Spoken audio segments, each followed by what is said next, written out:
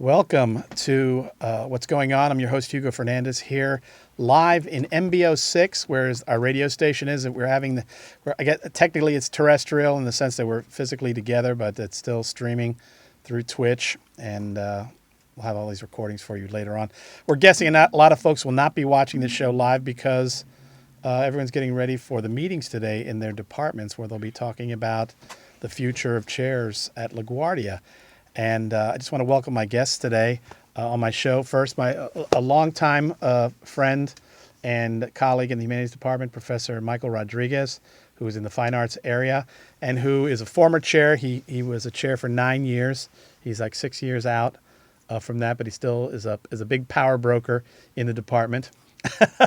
Welcome, Michael. Thank you. Then Thomas Honoranto, Professor Thomas Honoranto, Dr. Thomas Honoranto, Professor Natural Science.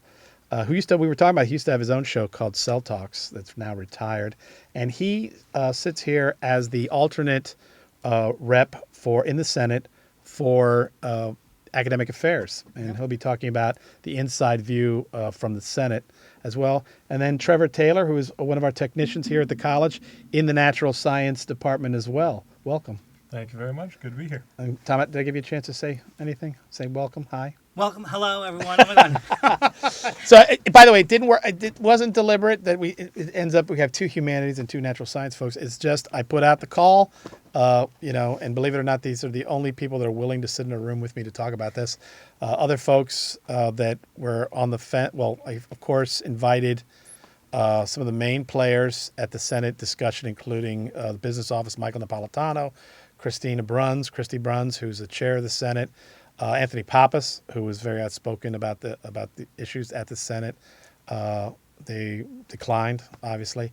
And then Scott Ether, who has sent out an email on behalf of the adjuncts, which Christy responded to, many people have seen, encouraging, in fact, to get more representation in the Senate for adjuncts. And a few other folks, including, I think Frank Wang and some other folks that we gave a chance to. But again, our brave souls who are here to talk about it's a hot topic, and you will be, if you're watching live, you'll be talking about this within a little over an hour. And other folks who are watching this afterwards, you can compare notes to what you talked about in your meetings. But we're going to start without a lot of bio info about folks because I'm guessing we have a lot to say, which I typically don't do. If anybody who actually is a fan of the show knows I like to give everybody an opportunity to talk about their backgrounds. But since there's a lot of meat today to go over, we're going to probably skip that and go right into the sessions, the discussions. But I wanted to start out by giving each person a chance to say why they're here and why they feel it's an important topic, and even if I guess we can even, if you're interested, state your initial position on the questions. All right, and I wanted to start with you, Michael. Yes. Because you're on the far left over there. Right. So take it away, Michael Rodriguez. Give me a question. The question is why did you feel it was important to be here to discuss this issue, your position on it, and how you feel about it. Well, I was chair for 9 years.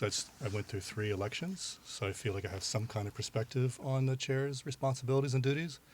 And I think sometimes there's a misperception of what the chair does or their relationship to the faculty. So I just thought I should weigh in or could weigh in with some of my experience on the issues. And you've heard some of or at least looked at some of the emails. What's your position on the Senate voting on what has been established as the roles and responsibilities of chairs? I don't know. I mean, I do know, but I think that, there's this perception that goes around that the chair is the supervisor or even the boss. And I think even chairs forget that you're the elected representative of the faculty. You're there to advocate for the faculty, advocate for the programs, advocate for the department. And while you do have somewhat of a supervisory role in terms of you might write the evaluations for the HEOs in your department, for the most part, I would always tell the faculty, I'm not your boss. I'm here to advocate for you and represent you. And I think that's really in my mind, the primary responsibility of the chair. So why do you believe that so many folks feel that they need to have a role in choosing that person? Well, I think the governance of the department, I think, is best served by a representative of the faculty. That I think it should be someone who has something at stake, Right. who comes out of the department, who has the department's best interest in mind. Or are you talking about as opposed to an appointed person? Well, for example, and Trevor's here to speak on behalf of Tex. We'll get a chance to talk about that. But, one of the things that was bantered back and forth in the Senate meeting, and by the way, the Senate meetings are recorded so people can watch them and they can watch them live, as I did from home. There that the civil servants, the secretaries, they feel like they need to have a voice in it, and obviously the HEOs, they want their voice. Techs want their voice, and that a lot of people are concerned about how that's going to skew the majorities in departments. For example, in the library, they would be the faculty would be outnumbered if the civil servants were allowed to vote. So why do you feel they want to be a part of that talk, or how do you feel about that question of letting I them don't think the vote? they have a different role in the department, and they don't have the same things at stake in the department in terms of curriculum, program development, and those types of things. So in our department, we have at this point one civil servant. So Right. the library is a different situation because isn't the library chair appointed? Well, the library is chair appointed, but Yeah. also on top of that, the civil servants outnumber the faculty if they Yeah. were allowed to. Yeah, they have a completely different role. I mean, the HEOs in I'm not going to speak of our department and my experience and Sure. what I know best. So our HEOs are integral to our department. And you can ask any chairperson who's ever worked in our department. You really depend on our HEOs, and the faculty do as well, and they have a lot at stake in the department. So they absolutely deserve a voice. And the technicians especially, our majors could not function without our technicians. As a matter of fact, you can make the case that we created our majors because of the work of our technicians. They were the glue that held those programs together. They're the ones who were there 5 days a week, in our case, help students editing their videos, doing the audio engineering of their videos. I mean, they're there all the time. And so the technicians in theater and I don't want to leave anybody out, but music and music recording technology, photography, those programs do not function. And often our technicians teach as well. So they are fully as adjuncts. So they are fully integrated to the department as much as anybody. So they absolutely need a voice, no Okay. question. Tom, here's your opportunity. Do you want me to restate the question, really? Or No, you no, got it? no, I'm pretty good. I just want to mention that when you have natural science and humanities in the same room, we're just naturally human. So, And by the way, if no one noticed, the announcement was crafted by Tom. It was, I'm typically not that. I don't want to use is cavalier the wrong word, but fun is probably the word. I'm very dry, so Tom spiced it up a little bit, including with the emojis. But that's right, the music emojis. okay, But so I want to piggyback on what Mike was saying regarding the role of the chair, and so with and faculty. So the faculty go through a more intricate tenure and promotion process there. So I can understand that there, and so I'm not going to talk from the perspective of a chair because I'm not. I want to talk in terms of what I've been seeing, especially in this year of my deeper involvement in the Senate, and I'm getting a more of a 10,000 bird's eye view globally, just not of the direct experiences I have within just one single department, but looking at the college as a whole, right. and holistically. And so one of my things is if we just look at, and again, anyone that talks to me knows I'm always going back to policies and so on. So that's where I ground my stuff. I guess it's the scientist in me as well. So when we look at a lot of discussion of, well, in the bylaws, who votes? People of faculty rank. When you say bylaws, you're talking about CUNY bylaws. The CUNY bylaws, section 8.1, 8.2, that define faculty rank, faculty status, and Article 9 that talks about the duties of a chair and elections and so on. And then our governance plan, which is vague, and I think that's why now we're looking to revise it to make it more clear.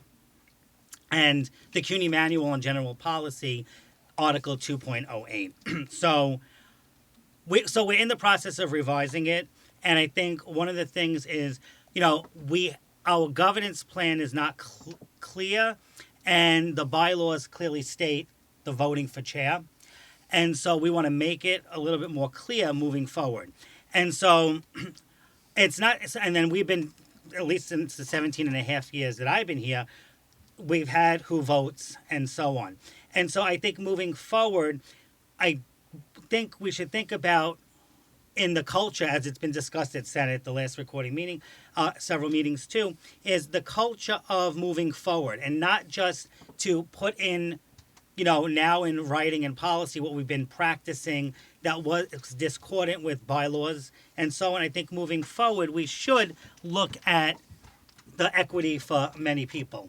And so I think with that, whether or not everyone in the department has the right to is able to vote, that might not deal with the issues of, well, what happens if one group of people in a department vote? Then so I think that the part that's gonna, maybe we should think about that would ease tensions in departments would be that 50+1 majority. So I think HR needs to standardize voting procedures. I think it should be maybe a 75% majority to vote for a chair. I think it should be. Now, when you say majority, are you talking of the whole about department.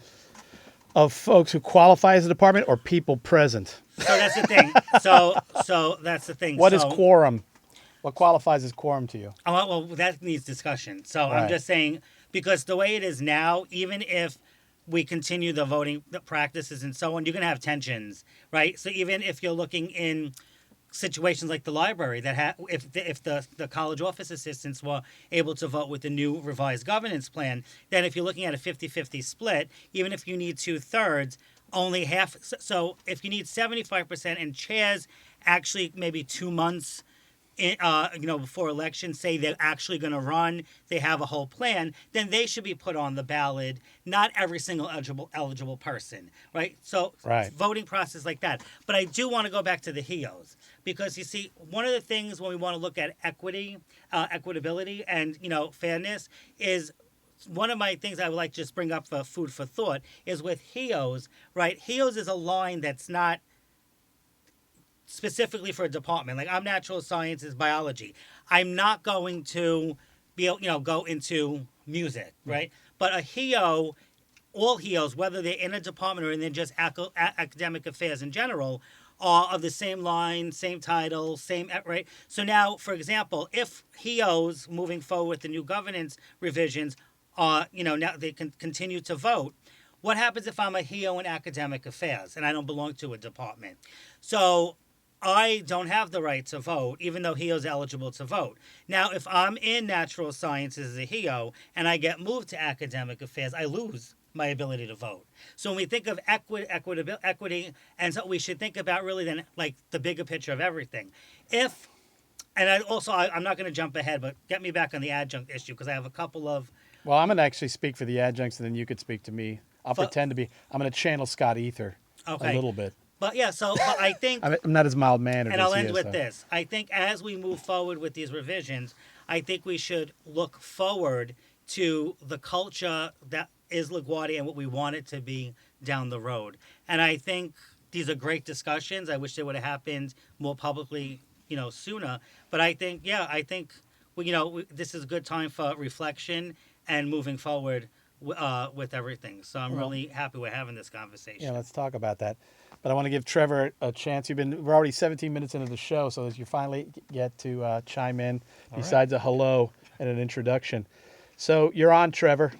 All right. So broadly speaking, I guess my position on this issue is going to be basically who the people who should vote for chair are basically. I agree with what Michael was saying, that people should have some amount of buy-in, and then it should also be people who are, to a large degree, I think, their job is affected by who the chair is. So obviously, as a CLT, I'm going to say that the CLTs meet these qualifications. If we're talking about adjuncts, I think it's probably going to. I think it's going to be fair to have some requirement to meet that eligibility for buy-in, like maybe some number of semesters teaching or something. But it does feel weird to me that you would have someone who might be teaching in the department for years and years, and then they just never have any say at all in the process. And the chair, I think, obviously affects the an adjunct's job to a large degree. So these are going to be my broad opinions on, or the basis for how I would decide who do we think should vote for chair. Okay, very good. So let me just say, first I'm going to speak about on behalf of Scott Ether's position. Though to be honest with you, I did not read Scott's email, though I think I get the gist. Adjuncts make up, 60% of the faculty or teach 60% of the classes? We'd have to, I don't know, the data I don't know, but they certainly outnumber the full-time faculty. Many of them have been here for decades. I mean, I was an adjunct here for for the first 10 years, over 10 years working at LaGuardia since the 90s, and feel they should have a vote in how the place runs. And by the way, this is something that goes as far as the University Faculty Senate. There have been discussions in the past about, basically every college only sends one adjunct rep and an alternate.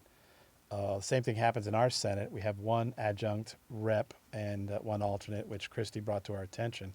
So again, the question is, so why can they not have a voice in deciding who gets to run the place?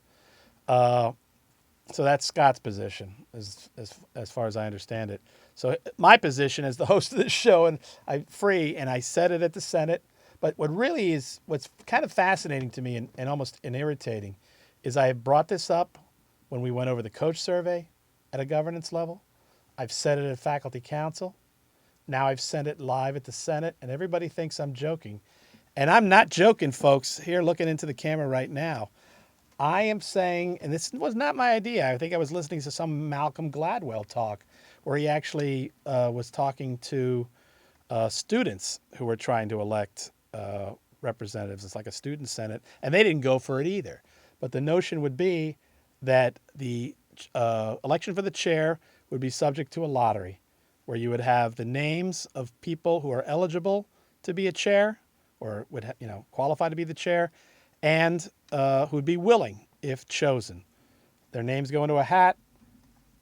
You pull a name out of the hat. That person is the chair for whatever term you would determine. Right now the terms are 3 years, but people could look at changing terms. My thinking about it and why I really like it a lot is because of the fact that it would basically take away a lot of the politics that are going on. Because in all these discussions, it always seems that people are interested in affecting the outcome of who's going to control the area, even though Michael has stated very clearly that the person is basically a servant of the constituency, in a sense. They work for everybody. They're the representative. That's why they get, full reassigned time. They have to go to meetings. They have to do a lot of things. Why is everybody fighting to get this position and the power? And so you get rid of the politics. You don't buy votes. You don't campaign. Number one. Number two, you can forget about the spoils system. All right, because there's nobody, since you don't owe anybody your position, there's nothing to give back. I mean, having said that, there's always favoritism, or people have connections, or whatever choices they might make, but you don't necessarily do it. And one of the things that polices it the most, which is fascinating, is the fact that since it's so arbitrary, who could get it? So nobody misbehaves too much because they know next time they're not in, somebody else gets in, and the way they behaved could be visited on them as well. All right, if they chose to get away with it. The last piece for me, too, is the fact that there's a difference between a person who's prepared to fight for power or compete for power, to be a politician, and a person who administrates. And one of the things that's interesting about the lottery system would be that a person who that we could get somebody who might not be willing to fight for a vote, and that person could actually be pretty good at being an administrator without unwittingly knowing it, that we would find out. This also takes care of another issue, which we haven't mentioned, that people talk about all the time, which is the issue of term limits. People are tired of lifetime chairs or chairs that have been chairs for a very long time, and would like a way to end that, either limiting terms. This gets rid of it because I mean it'd be tough to always pick the same person unless it was rigged, right? Or unless the odds are really against it, and maybe or a joke of the universe. So it gets rid of that as well. But having said that, Michael's keeps gesturing, and you can't hear the sound. No, I'm just my headphones aren't working, but it's okay. It's As long as not you well, hear you me, know. I'm good. I mean, so all right. that's just my pitch for it, because I think Tom Michael Napolitano made some joke about drafting chairs, but that's happened before, where the administration wanted somebody in a position and the person got there. And by the way, let's not forget, whoever is chosen as chair, still the president has the ability to decline to accept them as the chair or to remove them if that person proved to be incompetent in the position. So, sorry, you want Well, to? with that lottery issue, you did say one thing, which is key: willing to be the chair. So even with the lottery, that willing part is going to eliminate, at least from my experience, 90% of the people off Well, the so top. be it then. So be it. It's difficult. You want to mandate their No, but chairmanship? it kind of negates the point of it. If you're saying, you're going to have a lottery, but you have to also be willing. if well, you're chosen. Yeah, well, that's going to eliminate 90% of the people, probably, at least on our department. Well, then would. people can't complain that people get reelected and are in charge forever.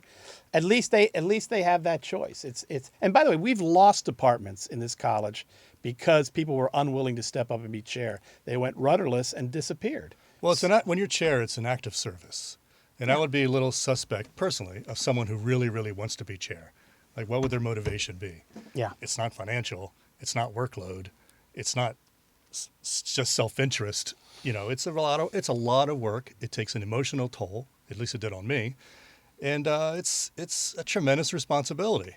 And so if somebody really, really wants to be chair, I wonder why. I mean, like I said, it's an act of so I'm trying to service. understand. So you're saying if somebody were willing to be a chair, that would make them suspect? No, willing. But I'm saying if someone is out seeking power, Well, that's that's a happening different now. thing. Yeah, I guess it People is. are, I don't know. Yeah. and it's happening now. Yeah. I mean, we've seen, it's happened in both our departments. All right. So where there have been power struggles. All right. And so again, you'd have to decide how you feel about that. But I got to tell you that you get rid of that politicking, that fight for power, goes to your idea you were talking about changing. When this college was formed 50 years ago, it was about equity and everybody was the same. And that's why our bylaws are a little bit different than the CUNY bylaws. It allows more people to vote and do these things. That's, of course, now it's 50 years later. We were also the co-op college, and that went away too. But, we were, community college number 9, and we became LaGuardia Community College. So it speaks to this, you're talking about changing the culture of the place. But whatever, I've made my case. So we can go back now to the question at hand. Let's get the votes in now. So your position, Michael, would be that the status quo, it stay the way it is right now, right? With you and technicians and yeah, faculty. and in your case, I think it's still worth further discussion because we got to realize a lot of this was going on for like 3 to 5 years already with revising the governance plan. This is the final step for the vote, I think, from my new time now in being involved in Senate. So this is just like the final piece to then get the full governance plan revisions that have been put forward fully going to be moved forward to the next step. So this is the final piece. So I'm saying is we should move forward, but when we're looking at the chair duties and the elections, I think we need to do it in the forward-looking culture, not just to say, well, we were doing something for 17 plus years that was not, governance plan is vague. It's discordant with the bylaws. So now let's just put it in a revised plan for the sake of it. I don't think that's good for the culture of the college moving forward. So I think there are a couple of pieces needing a little further discussion before we can move forward. And that has to deal, like, even with the college office assistants, HEOs, looking at the full perspective among all departments and so on, not just looking at a few isolated departments, right? Because again, I mentioned that at the beginning of the show with the HEOs, giving an example of in departments and that. The same thing with college office assistants, right? We have to also think too, if we're going to indoctrinate that into our new governance plan, we really want to look at how is it going to affect the whole college? Not just, oh, let's do it because we want to keep status quo. I think we should do it because we want our culture to be forward moving, visionary, and not just to, continue status quo. So I think we need a little bit of discussion. Let me know when I can talk about my one example with adjuncts. Okay, well, we're going to take a quick break here, station break. The show is What's Going On. I'm your host, Hugo Fernandez, here on LaGuardia Web Radio, streaming live from our facilities here in MBO 6. The basement of the M building next to the old bookstore. And my guests today are Michael Rodriguez, professor in the fine arts area of the humanities department, who is a former chair, and Thomas Honoranto, who is Dr. Thomas Honoranto, who is a professor in the natural science department and is the alternate senator on behalf of academic affairs.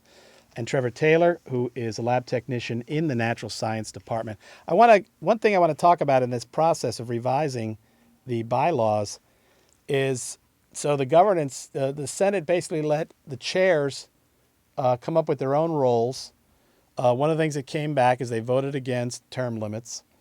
And, obviously there are people that were not happy with the list or whatever, or a lot of these different issues, particularly on the voting.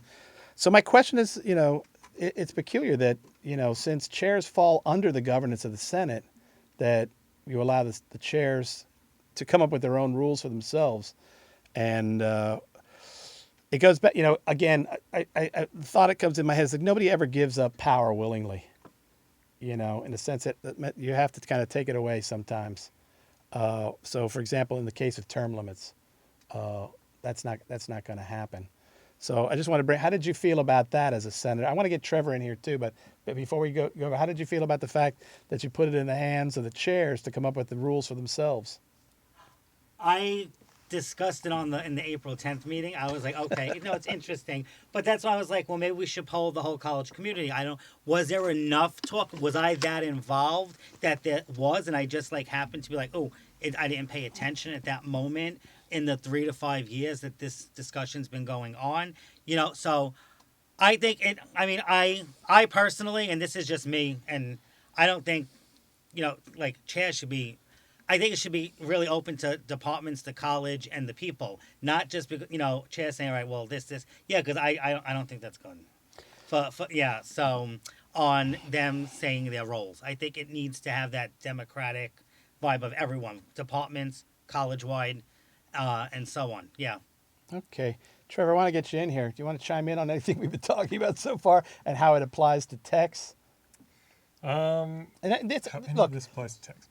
Well, the division in natural science is made up of two factions, which one is predominantly faculty and the other one has a large number of techs who vote as a block. I think.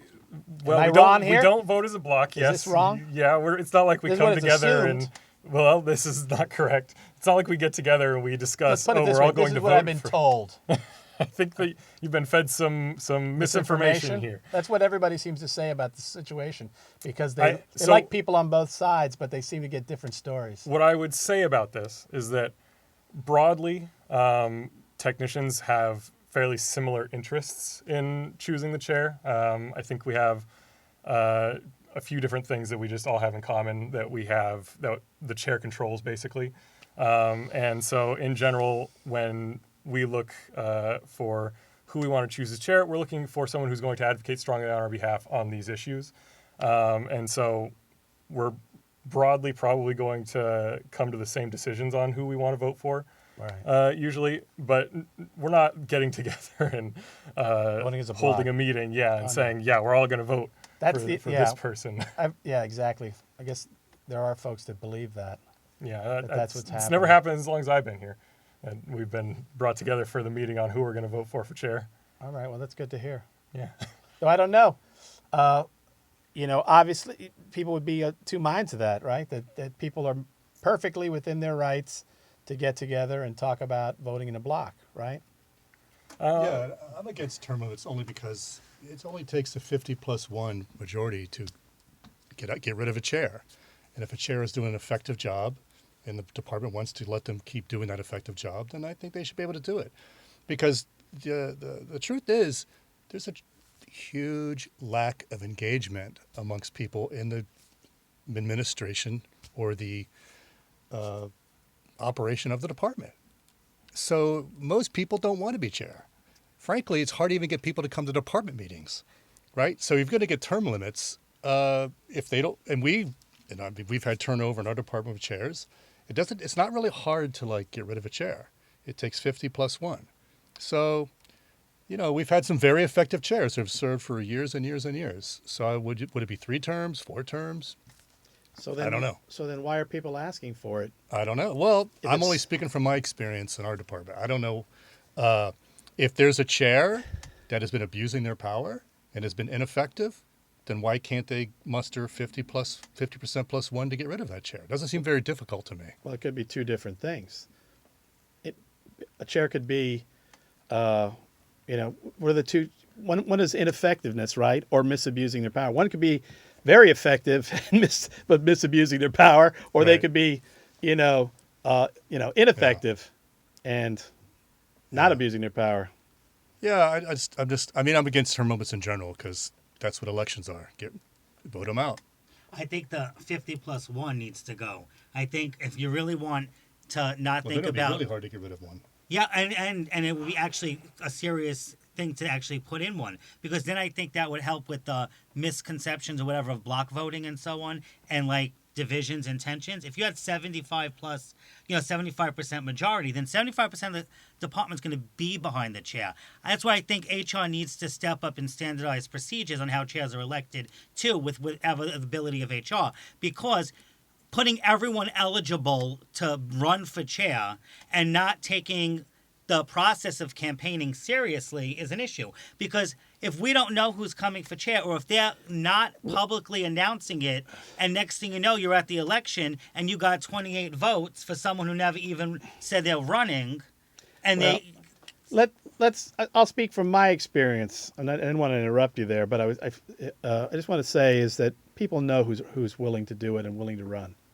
So that's just the way they set it up. But it's pretty well, it's not an accident that somebody gets 40 votes, all right, or 30 votes or whatever it is within a department, to get a majority. That's not an accident. People know some people feel it's gauche to get out there to have campaign signs, though people are not above asking people what it would take to get their votes. But if if you have 50 and you're 26 to 24, right? Then that's different than That's 40 tight. out of 50. That's the 50+1 issue.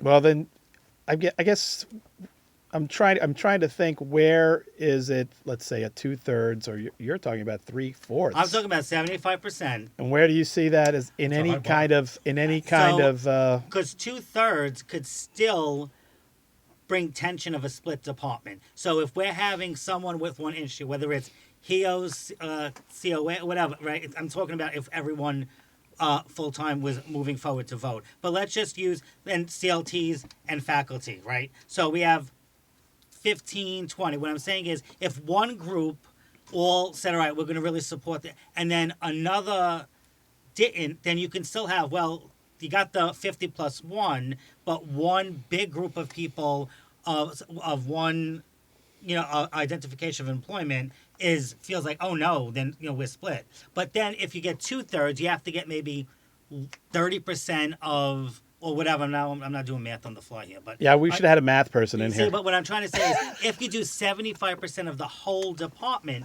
I know it might make for tougher elections, but I think it's going to help holistically departments move forward with a better vision, a better culture, and more collegiality than a 50+1 or a 2/3. I think that's something we need to look into. And then, yeah, and I think then that could be a great case to say more full-time people in a department vote. But we can't forget when we're talking about the HEOs and COTs, if they're allowed to vote, what happens to those that are departmentless, that are in academic affairs, right? If we're going to say everyone of this certain line could vote, then we need to think about, well, what about those that are not in a department? Should they vote in, win a lotto on which department they should vote in, or should they have a vote in every department election? I don't think it's fair to exclude them just because they're departmentless. Well, that's getting very nuanced. I don't know if we can go there, but so Trevor, you have experience of a divided department.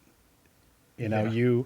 you're a CLT, Yep. which in the CUNY bylaws, I don't know. I wish we had Patricia Sokolsky, because Patricia Sokolsky is saying that CLTs are allowed by the bylaws, CUNY bylaws, to vote. But I was looking at what Christie wrote, and it's only faculty or whoever qualifies as faculty. So There's some difference between like Yeah. faculty status and faculty rank. We have faculty status but not rank. So here's a question for you. Mm-hmm. And maybe it's too close to home. What would it take to get 75% of the vote in natural science right now? How are you going to get that? Because it seems to me that now you're talking about resolving conflict. And I'd really like to know, who are those 25% left? Honestly, that sounds almost impossible to me. I don't high a know that bar? there is.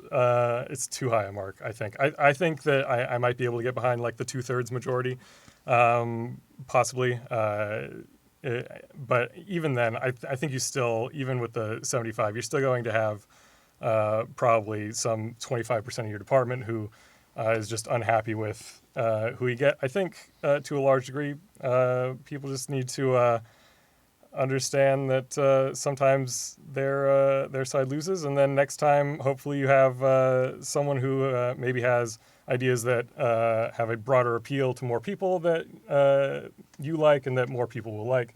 I think that's kind of my opinion on the 75% voting. Well, it's one thing to lose an election. It's another Mm-hmm. thing to feel victimized by leadership.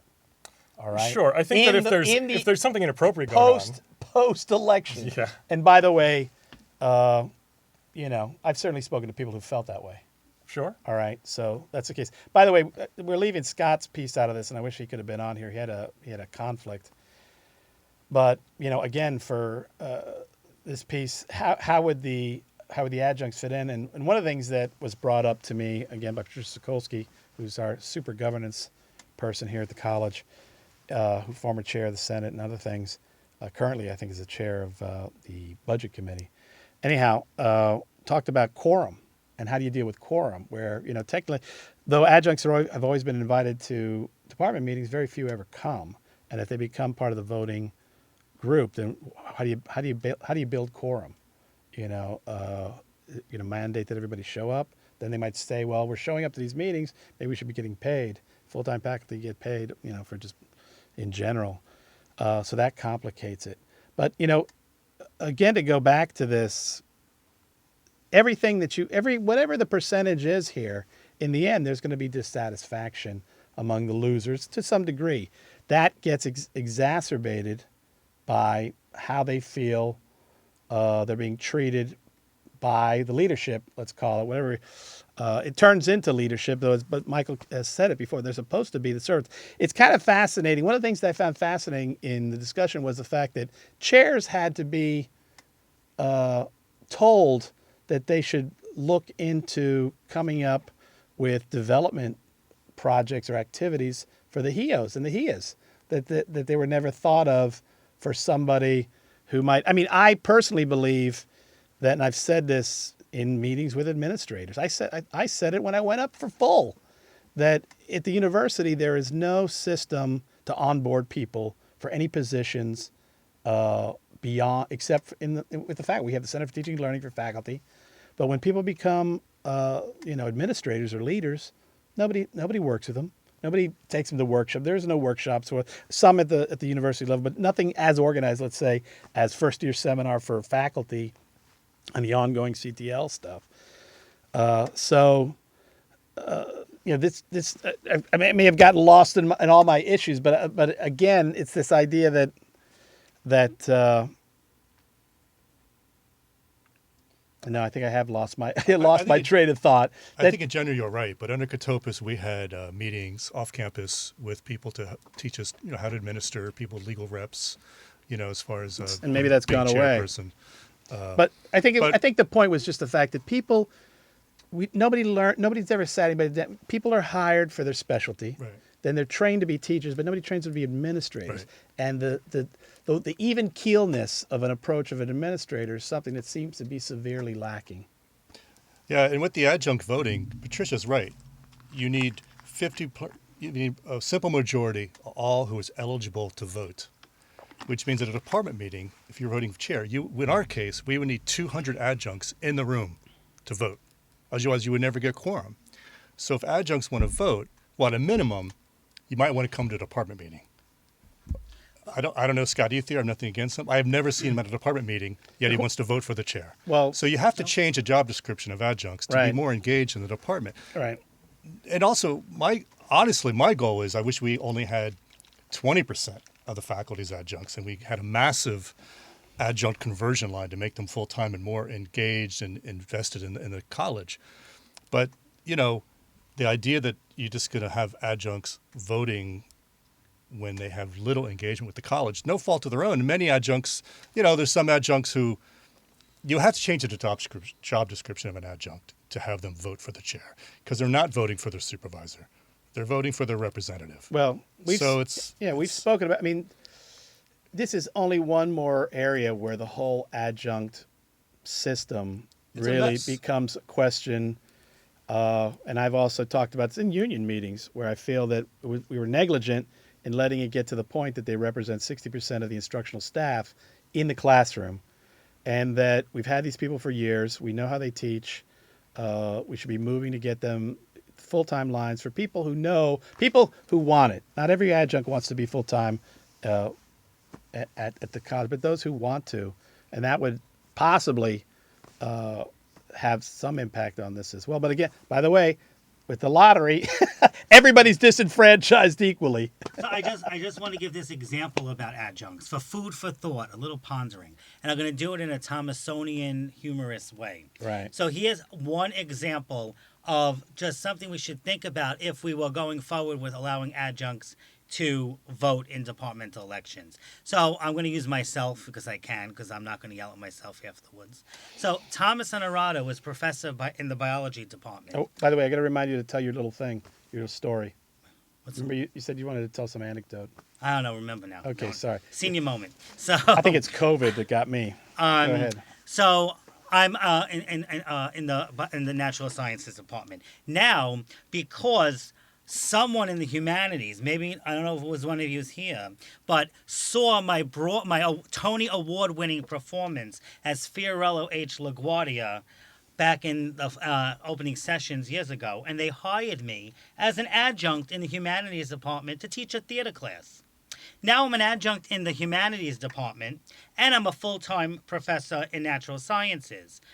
Come time to vote, do I vote both? I should be able, if adjuncts can vote.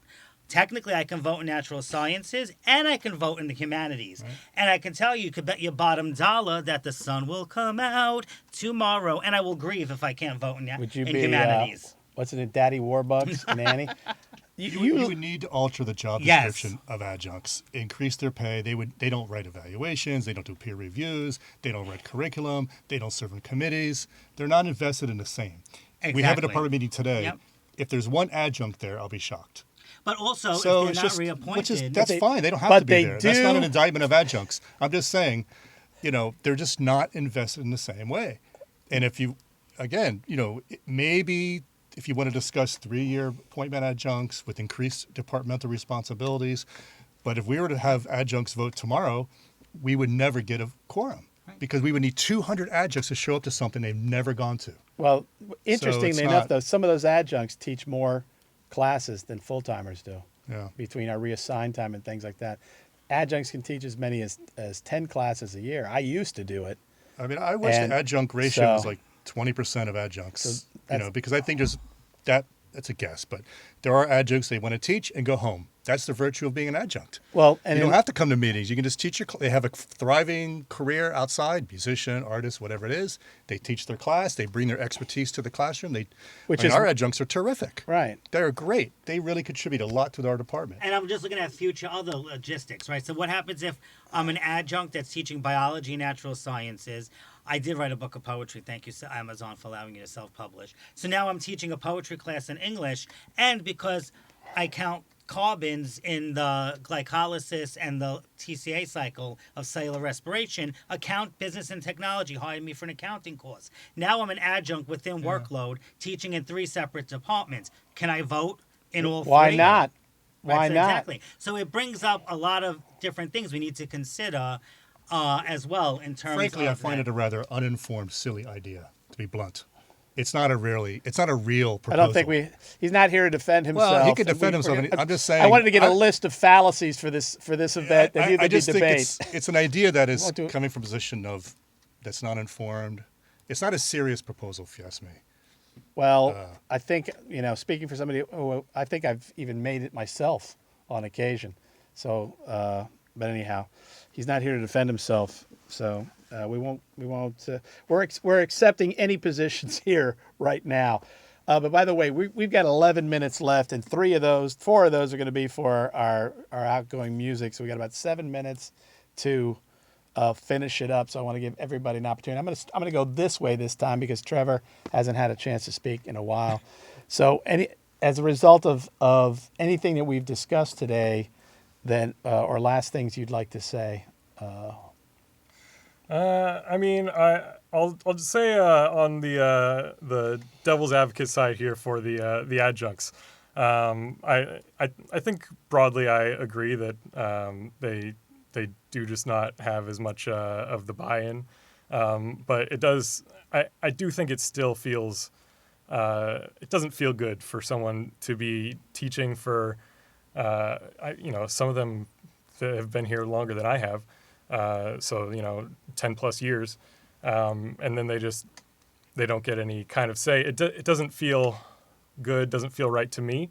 So I agree that probably adjuncts shouldn't just get any voting rights right off the bat, but maybe after some years of service, continuous service, you would get voting rights. I don't know. I don't know if that would work or not, but it feels better to me than just never being able to have anything. But also, like you said, maybe if we just had a better onboarding system to make them full-time, maybe it just wouldn't be an issue. But there's that. Other than that, like I said, my broad feelings are going to be basically anyone who has the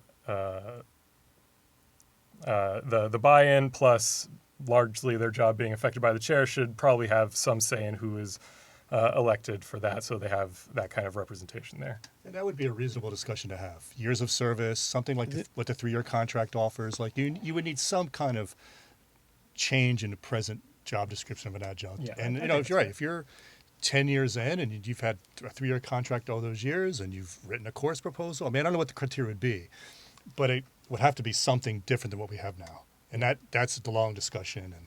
But we're not ready. We're not there yet.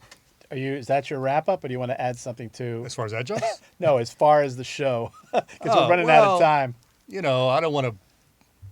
I mean, I just think there's an underlying issue that doesn't get talked about is that there's a lack of faculty participation and governance of the college. Wow. The It's truth is talked about, but only amongst people who are in governance. That's right. The truth is you can hardly beg people to become chair or serve on committees or serve on the Senate. We can't, as the response to Scott Ether was, can't get an adjunct to serve on the Senate, right? So those who serve, we should have a lot of gratitude for, and we should really thank those who do serve because the majority of faculty don't want to serve. That's just an ugly truth. And I knew that I wasn't going to be the next chair. I wish I had 3 or 4 people who were dying to become chair of the humanities department. I basically, had to do you want to be chair? You want to be chair? You should think about running for chair. No, I don't want to be chair. You want to be chair? You'd be good at it. No, I don't want to be chair. I wish I didn't have to solicit people to maybe run for chair. I wish we had 3 or 4 people who are committed to the growth of the department and wanted to serve. That's not the case. So, that's a problem. That's a problem. Okay, Tom. So I want to say that I think, especially for adjuncts, take Christy up on her offer of getting involved in Senate. It's a really great place to understand governance, how and to have a voice. And if you don't want to serve as someone, contact your senators. I'm the alternate senator for academic affairs. Even though I don't have a vote all the time, my main purpose is to be your voice. And believe me, I do voice. If you just watch all the Senate ones, I think I'm asking questions left and right every Senate meeting. It's exciting to see you there. So it's like I ran as the alternate to be the voice. As I'm learning and I'm getting involved, and when my seat's up, I might run for being a real, a senator again. Use the voice. Feel free to contact me if you have any questions, and I can help raise your concerns. I think that's key, is getting involved in Senate, voicing your concerns to Senate. And I will end with a shameless plug, because I am so shameless. If you want to hear about ovaries, especially those of the Sea Star, come to Casa de las Americas event on Faculty Research, May 8th, 2 to 3:30 in C103. Yeah, we should let everybody plug. I couldn't resist. So I'm just closed for the adjuncts. The one thing I would say is that, do the adjuncts get compensated for attending those faculty meetings? Because that's one of the things, because they could say that everybody else at that meeting is, including students, is being compensated in the sense that The Senate? at the Senate, because it's a part of your, look, we're faculty. Whatever we do, it's part of our job. So that we are compensated, whether you want to, whether you agree with that definition or not. But so again, if an adjunct was going to show up as a senator, would they be compensated at the Senate level? I've been trying to get compensation for university faculty senators, and I will settle for compensation for the adjuncts if I can't get it for everybody, because they got to travel and they put in worth a class worth of time and all their work. I mean, even at department meetings, it's not surprising they don't show up because they're not getting paid for that time either. Yeah, exactly. Yeah. So the one thing I'm going to say with this last minute is that in the current system, there is dissatisfaction. If there is no change, that means that we're living in a community where majority does rule, but the folks that don't win are going to be unhappy. And and you can chalk it up to life and say, well, that's just how it is. Or, since we're the academy, we could try to find a way to do better for everybody. And I don't know how it's going to shake out. I'm, as a rule, I tend to be dissatisfied. So you're not going to make me happy. So I'm not expecting the lottery to win everybody over. Nope. I don't think we can deal with that much revolution. But I'm telling you now, my wife gave me a book, and it says, Things I Told People That No One Listened to. And I guess I should open that thing up and write it down now. But I want to just thank everybody for being here on the show today. Michael Rodriguez, former chair of the Humanities Department and professor of fine arts. Thomas Honoranto, Dr. Honoranto, who is the current alternate representative for academic affairs, senator at the Senate, and also the faculty on the natural science. And Trevor Taylor, lab technician in the natural science department. I want to thank everybody who does watch, who does listen. I want to thank my engineer today, Mr. Christopher Pope, who put together this live terrestrial, in the sense that we're physically here in the space, MB06, our facility. The show is What's Going On. I've been your host, Hugo Fernandez, here at LaGuardia Web Radio. Mr. Pope, please take us out. Thank you, Hugo. Thank you. Thank you.